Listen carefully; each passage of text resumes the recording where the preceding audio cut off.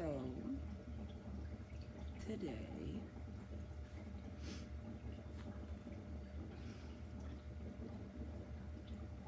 we're gonna take a step in a different direction.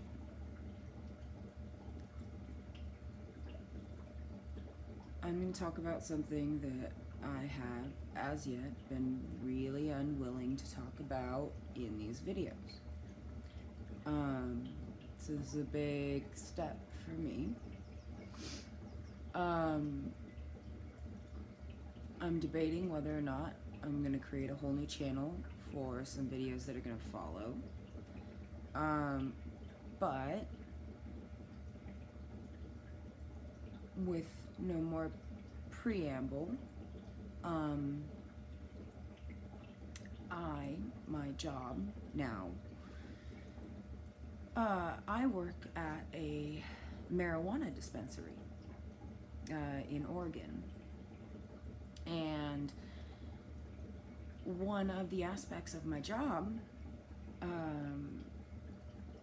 our dispensary tries really hard to not just get you high. If anybody ever tells you that there is if there's 0% of their purchase that is to get high, that's probably a lie that they're telling to themselves, to you. Getting high is nice, but there's a large percentage of any purchase that's medically based. So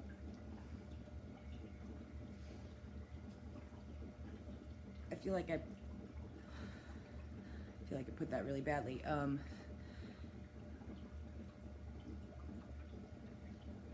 My company really wants to be there for the medical side of every purchase. So no matter who you are, if you're a recreational or a medical customer, you're still there for a medicinal need. And if you're a medical or a recreational customer, there's probably still a little bit of recreational value to your purchase, even if you're there for a medical purchase. So there's a little bit of recreational value to your medical purchase, and there's a little bit of medical value to your recreational purchase, is the idea. So hopefully that explained it a little better. I am talking quickly because I'm getting nervous. Like I said, I've been really reluctant to mention this in any of my videos, not because I am not happy or proud of the place that I work, but because I'm really worried about the perception of other people once they know that there's pretty much always a bit of THC coursing in my system, and CBD, and terpenes, and all of the other wonderful medicinal qualities and chemicals that are in the plant that is cannabis. There's a really wonderful holistic, synergistic value to that plant. Many ways to consume it. And I enjoy telling people all the different ways it can benefit them. I am a really active salesperson, not in upselling or trying to get people things they don't need or trying to make my store profit. I don't believe in any of those things. In fact, all of those things really frustrate me, and I will run the fuck away from any other shopping experience. I hate shopping. I really do. But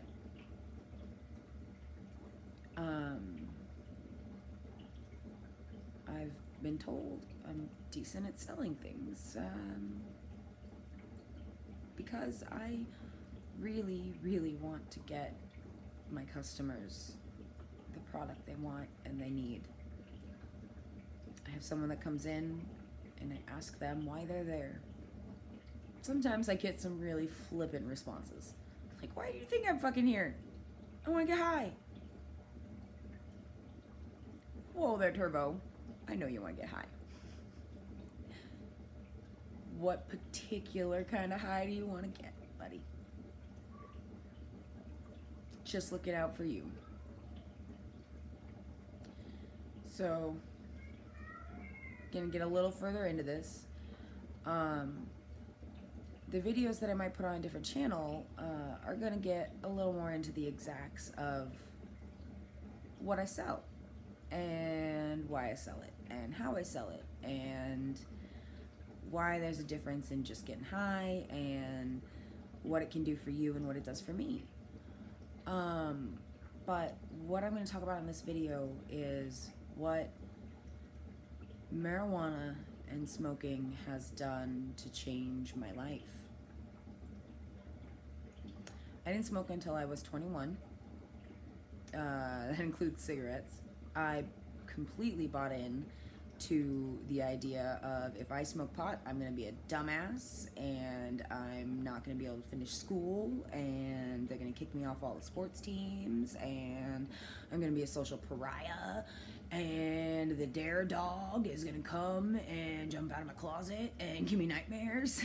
You know, I bought into a lot of the scare tactics, and I did not smoke or do drugs or do any of the scary things that I wasn't supposed to do as a kid. But when I started smoking pot, it made a huge difference in my mental state and depression and anxiety and all that stuff. But after I had all of my head injuries and really in the last like 3-5 years, I've started experimenting more with, like I said, that synergistic effect and a more holistic lifestyle surrounding this marijuana industry and what it can do for me and my general pain and my migraines and my anxiety, and just as a replacement for those medications. Like I said, I'll get into a more whole spectrum, like what it's done for me, but particularly with the TBIs, the PTSD, the anxiety, the depression, and the really long-term CPTSD that has come from my mother issues and the whole shebang, the whole long-term nonsense that is going on, that I've been talking about in all of these videos. So yeah, to summarize, that synergistic effect has given me the ability to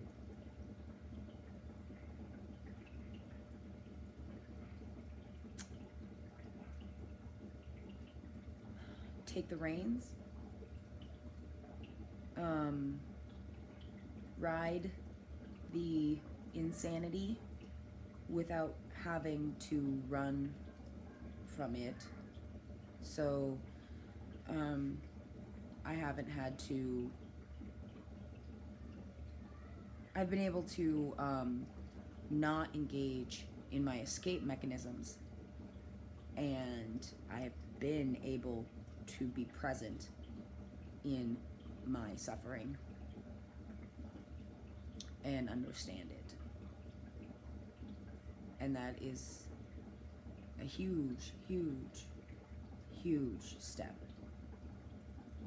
So I'm going to go ahead and stop the video here in a second and then deconstruct that a little bit more.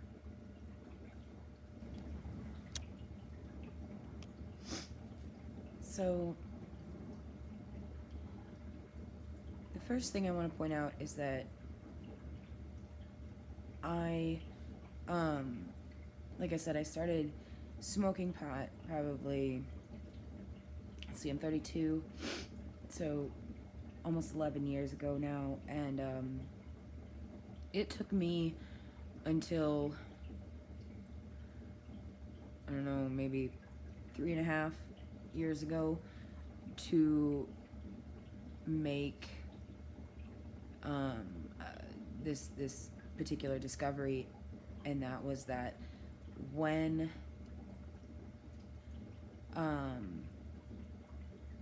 there is a complete lack of marijuana in my system, my emotional tolerance is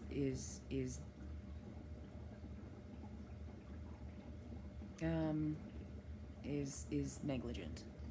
I mean, I can do it, but the strain is enormous. So I can go out in public, I can be my normal self, but when I am home, it is disastrous. It is, it's like the castle walls come falling down. It's like I return to a home that is under constant siege or earthquake or natural disaster. I don't know, find the right analogy. So, I mean, I say that out loud, and I don't know, it sounds horrible, but I could say the exact same thing about not having my antidepressants. And in fact, I think I do worse not having marijuana than not having my antidepressants. That if the world ended, or if, you know, the cataclysm came, I think I would rather have access to marijuana than have access to a pharmacy. So honestly, to me, that sounds more like having access to the right medication, because the negative effects of the marijuana, it's not like the negative effects of heroin. It's not as if I'm going to die because I continue to take the marijuana. It is as sustainable as if I were to be taking my antidepressants. And in fact, there are less fucking side effects. If they could turn the marijuana into the antidepressant, there would be less side effects with the marijuana. Like the side effects of when I take my antidepressants are like 2 hours of feeling like poop, because of the indigestion and the time it takes for them to even out in my brain. Anyways.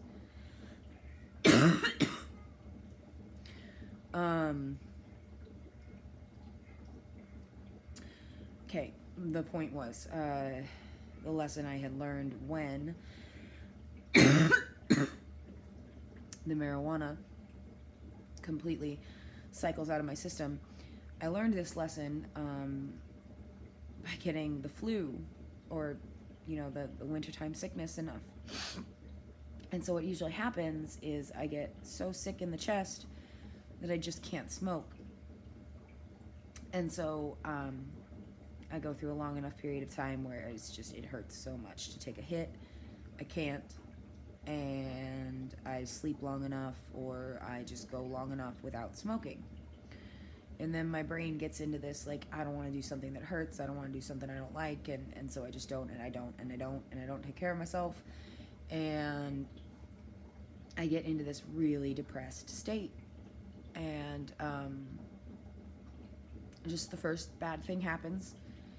And then I spiral, and I spiral, and I spiral, and I spiral. And I get into the darkest of the dark places. And I haven't had this medicine, this marijuana,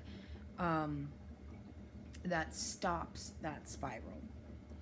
And what I mean by it took me a really long time to realize this is because I would just get in that darkest place.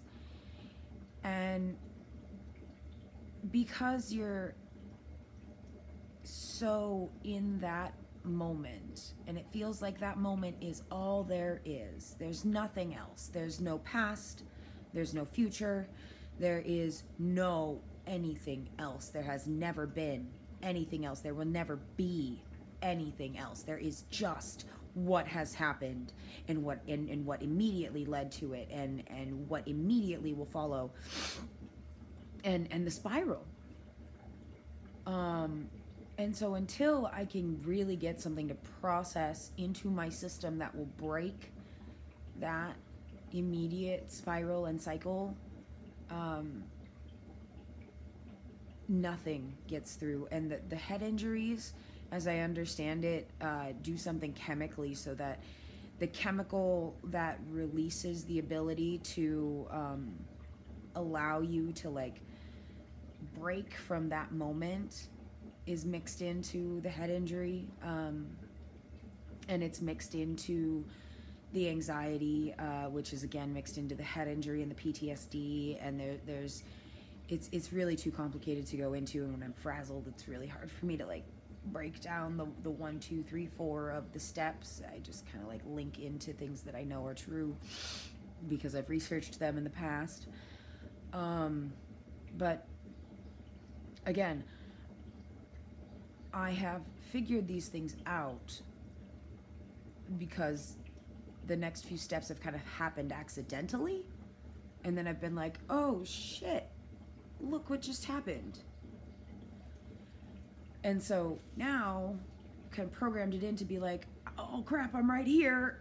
I do this, and then I'll do that, and then be like, oh, that just happened, and I did that, and that made it better. Good, I took the right step.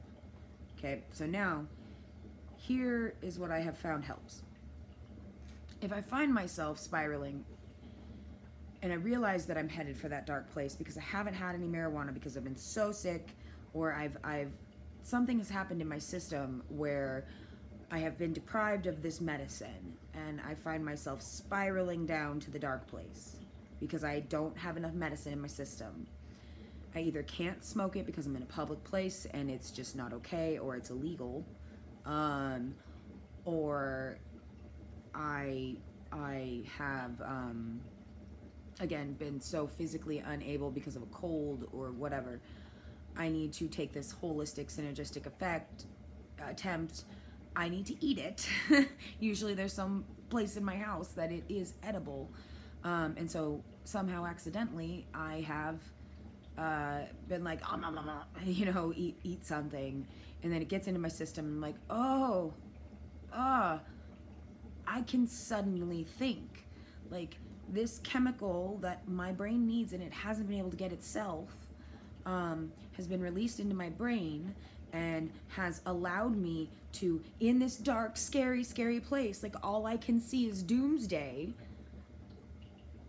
I've been allowed to like stand up and see that this very small space that is doomsday is a very small space. And it does not last forever. It's just some place that I am stuck.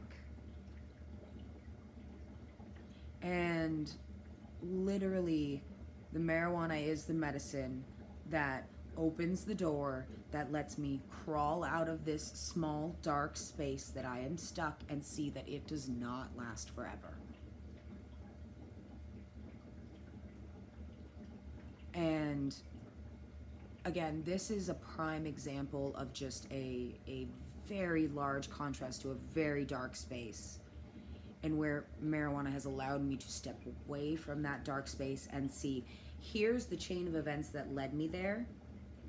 Here is where the marijuana allowed me to step away, see what happened, and say, I'm going to stop right here and give myself some space, and that's going to allow me to slowly come back from the brink. So it's not something that heals the anxiety. It's something that allows you as a person to heal yourself. Because when our brain chemistry gets all kinds of crazy out of whack, we need to be able to take control of our brains. And the marijuana really allows our brain chemistry to take some time and regulate and not be like this. It takes this and it goes like this. And then you're like, hey, calm down. It really lets you take control of your life again.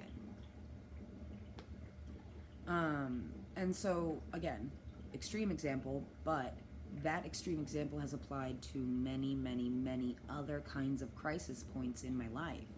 It's allowed me, during the crisis point, to take a physical pause, to insert the chemicals that my brain is lacking, that have not allowed me to break the crazy cycle.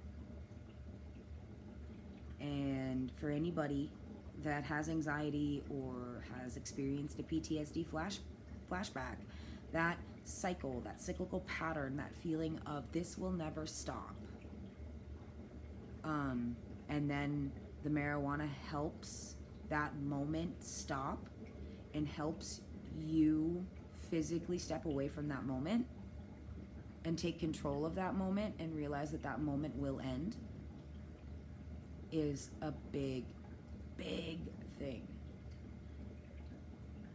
And I can do it without pot as an immediate, like, smoke it now, these days. It took having the pot as a smoke it now, to start that process. In my efforts to deal with the PTSD and the CPTSD, so the idea that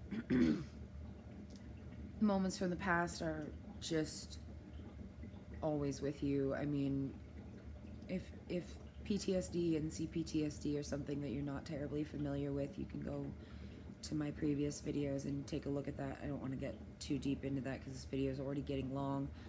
But mindfulness is another thing you should probably look up or check out some of my videos. I haven't gone terribly in depth on that, but the idea of mindfulness is the notion that you always want to be present in the moment, not like I was talking about in that negative place where you're so locked in the moment that you can't see anything else, but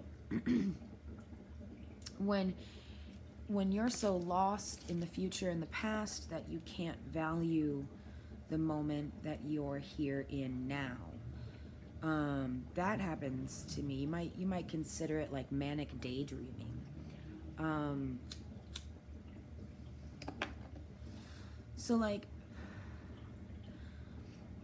I sometimes worry so much that I forget to value what I'm experiencing now.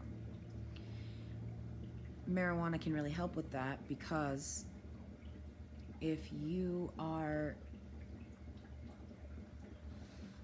so lost in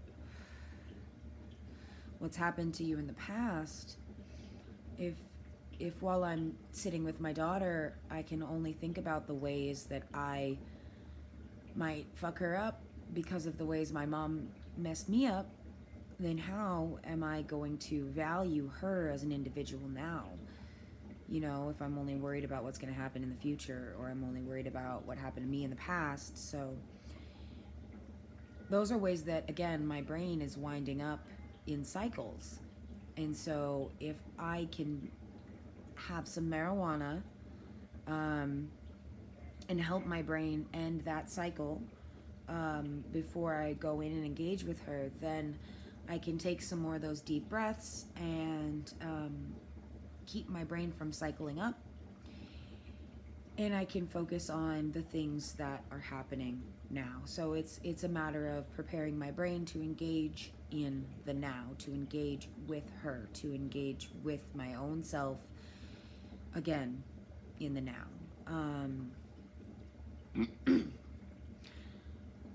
There's also the idea of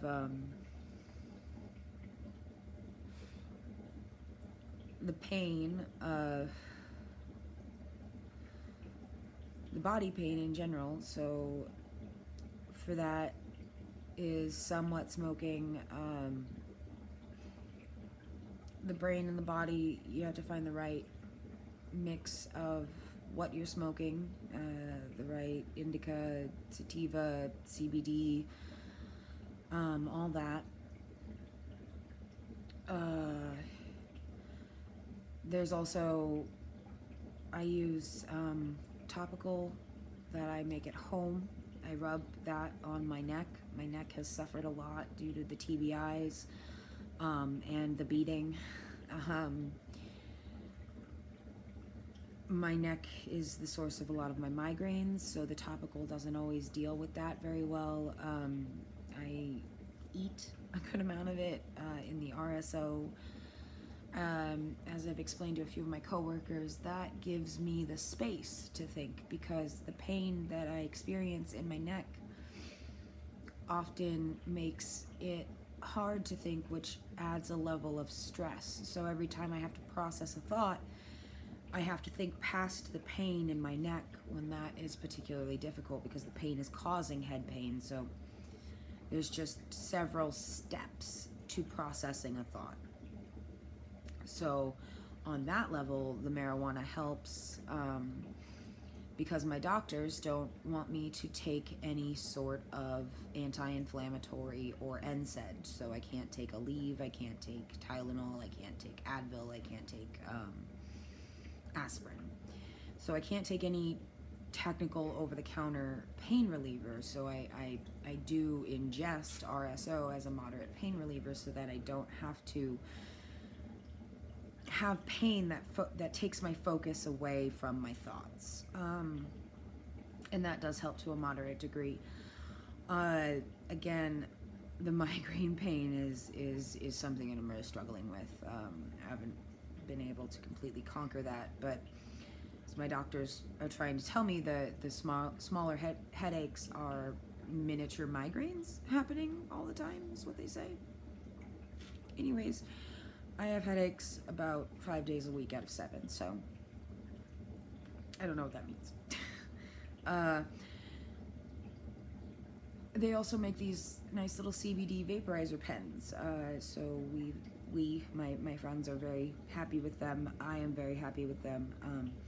They help to take away some of the neck pain, and they also take away the nausea pain. The nausea is another one that the smoking does really, really help with. And so again, when I get sick, I can't smoke, and then I can't eat because I feel so sick. So eating the edible gets a little bit difficult. I've been experimenting with tinctures. So I'm trying to work those into some teas that might be a little bit more calming on the belly. Again, the whole synergistic aspect of this, even I, at the level that I'm at, I'm still trying to find the right mix of things that's going to kind of equal the right balance of relief for me, because my mom used to call me a hypochondriac, so I'm a little hesitant to really admit to what I feel on a daily basis, but there are a large amount of ailments I feel at any given moment. And so finding the right mix of what's gonna make me feel like a whole person on any given day is difficult. And cannabis really, really assists with that. I think that that's probably a good place to end this. Again, I'm gonna try and make another channel where I am going to kind of explain some of the more in-depth workings of how I treat these ailments, and hopefully that will be another resource for those who are tuning into this channel. But that's kind of a wrap on where I'm at with my adventures in healing myself and my anxiety, depression, CPTSD, PTSD, TBIs with marijuana and cannabis. Hope you enjoyed that little adventure. Oh, again, this is a safe place. Questions are always better than criticisms. And I really do encourage questions. Please, if you have any suggestions or particular questions about cannabis, please put them in the comments and I will do my best to respond to them. If you feel the need to criticize, go for it, but I do encourage questions as well. Thanks. Thank you for listening.